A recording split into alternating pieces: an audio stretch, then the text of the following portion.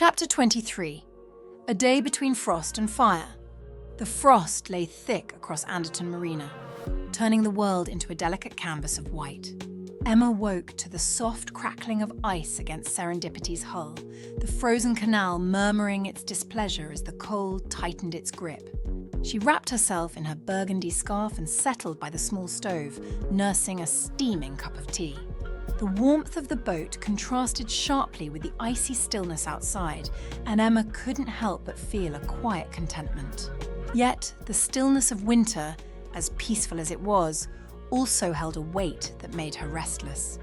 As she flipped through her journal, her thoughts wandered to the growing list of groceries she needed to replenish. With a resigned sigh, she bundled up in her warmest coat and stepped outside.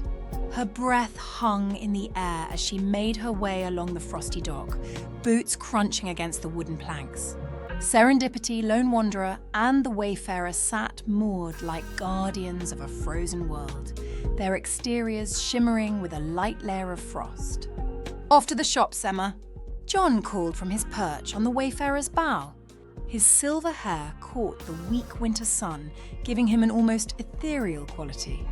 Emma smiled and nodded. "Running low on tea and biscuits. Anything you need?" "I'm fine, thank you," John replied. "But do stop by later. I've been tinkering with something you might find interesting." Emma agreed and set off toward the village. The path was quiet, lined with bare trees whose branches reached towards the pale sky like skeletal fingers. The world seemed to hold its breath, the usual bustle of marina life subdued by the icy grip of January.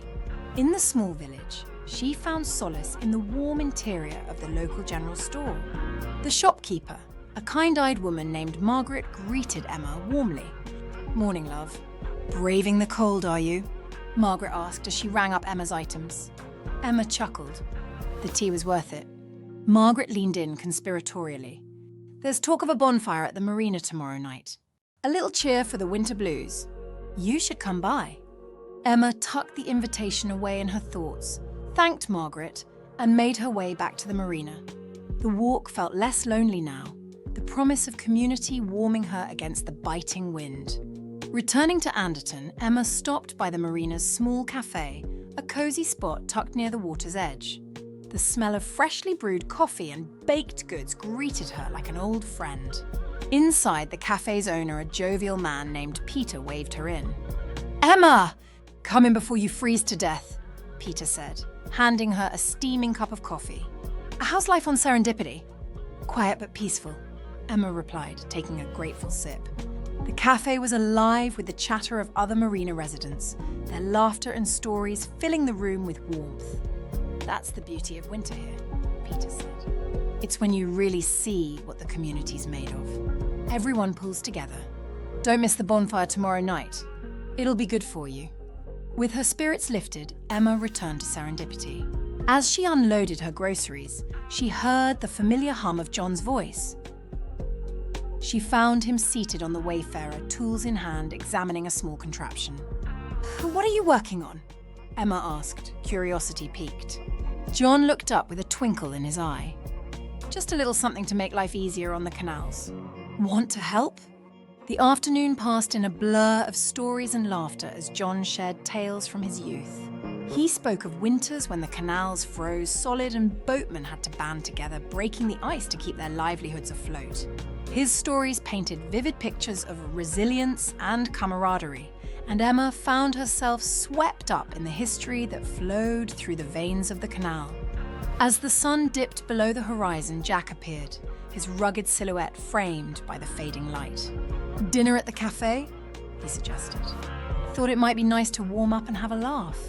John and Emma agreed, and soon the three were seated in the cafe, surrounded by familiar faces. The cafe was alive with warmth and cheer, the frozen canal outside a distant memory. Stories and jokes flowed freely, cups clinked, and the sound of community filled the space. Emma couldn't help but smile. The stillness of winter had seemed so heavy that morning, but now it felt like a gift, a time to pause, to connect, to gather strength for the seasons ahead. As the night wound down, she returned to Serendipity, the marina quiet under the frost-covered sky.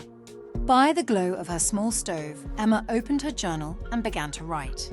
The day had reminded her that even in the coldest, stillest months, there was warmth to be found in a smile, a story, a shared meal. The canals might be frozen, but life here was anything but stagnant. And as she set down her pen, Emma felt a quiet peace settle over her, as comforting as the warmth of her boat in the heart of winter. Thanks so much for watching. If you enjoyed this chapter of Emma's Canal Chronicles, don't forget to give a thumbs up and hit subscribe for more. There are plenty more reflections and canal-side adventures ahead, so stay tuned for the next chapter in Emma's journey. And for those who love thrilling espionage tales, check out the Evelyn March Espionage AI stories. With 2 exciting installments already available, you won't want to miss the suspense and twists that await. For those of you who enjoy storytelling on the go, you can also check out a wide selection of audiobooks that Emma, Jack and John love to listen to while cruising along the canals. Stay tuned for more fun and mysterious tales to come.